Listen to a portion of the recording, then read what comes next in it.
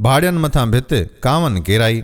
दोस्तों, हिकिड़ो शख़्स ज़ाल सूधो कंहिं दोस्त जी शादी खाना आबादीअ ते पए वियो त वाट ते ॿ शाइंग मिलियसि, जिन संदसि ज़ाल में बुछड़ी निगाह विधी ऐं फिरी आयसि। वीचारो अकेलो छा करे। आख़िर उन्हनि माण्हुनि खे चयाईं, अॻियां हू खूह ॾिसजे थो, उते हलो त टिपहरीअ जी नमाज़ पढ़ी पोइ घरवारीअ खां मोकिलायां। खूह जे भरिसां किन अयामनि जी पुराणी भित बीठल हुई, जंहिंजे भरिसां ही ॿ रहज़न वेही रहिया। पोइ हू वीचारो वुज़ू सारे नमाज़ जो फर्ज़ अदा करण लॻो। संदसि घरवारी भरिसां वेही रही। जॾहिं हू पोएं सजदे में आयो त एॾो महू ऐं गरक़ थी वियो जो सजदे में ई पियो रहियो। होॾां सिज लहण ते हो ऐं कांगन खूह ते अची कांगेरो शुरू कयो। के वणनि ते पिया वेहनि त के भित ते। भित तां कांव हर उॾामनि ऐं हर वेहनि। हिक दफ़े जॾहिं कांव भित तां जहम खाई उथिया त भित लोॾो खाधो ऐं धू वञी रहज़ननि जे मथां कयाईं, ॿई हेठां ऐं भित मथां। माईअ घरवारे खे चयो त मियां उथ उथ, जो भाड़ियनि जे मथां कांवन भित किराए विधी आहे। पर हू सजदे में ई पियो रहियो। आख़िर घरवारीअ जे ज़ोर भरण ते उथियो